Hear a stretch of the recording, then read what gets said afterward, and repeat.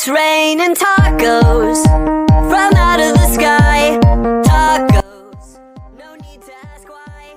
Just open your mouth and close your eyes.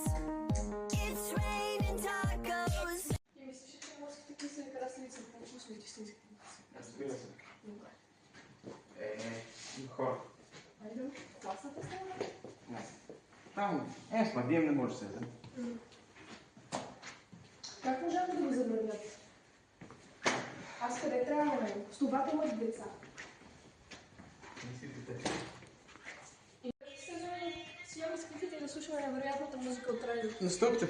Къде? Искаш ли бисквит? Безглутен ли? Ами... Може да се разминем? Да, разбира се. Съгласен се. Добре. Ами няма да се вижда. Да, много хора. Ти какво имаш против глутена? Просто питам. Нищо няма. Аз не мога да видя. И бе, това съм чул далече. Всеки път. Да ти кажа.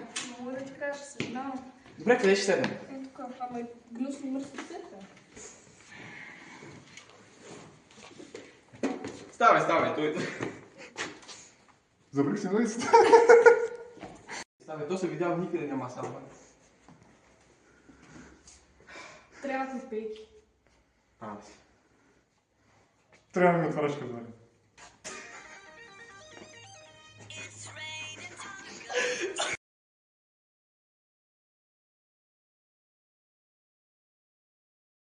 Здравейте, ние сме амбициозни и креативни младежи от Средноезиково училище Паисий Хилендарски и забелязахме, че имаме общо проблем, където няма младежки места и по-скоро няма къде да се седне. Има маси, но няма къде да се седне.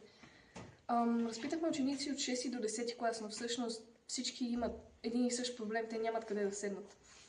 Та решихме, че всъщност не само пейки, а ни трябва по-скоро място, където групи да се събират, където може всички да си говорим, това го няма.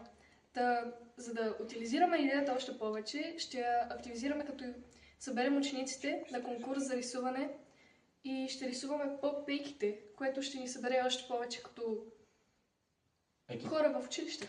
Заради това се нуждаем от предложения от вас бюджет, за да направим тези общности места, които да съберат учениците в нашето училище. Благодарим ви много!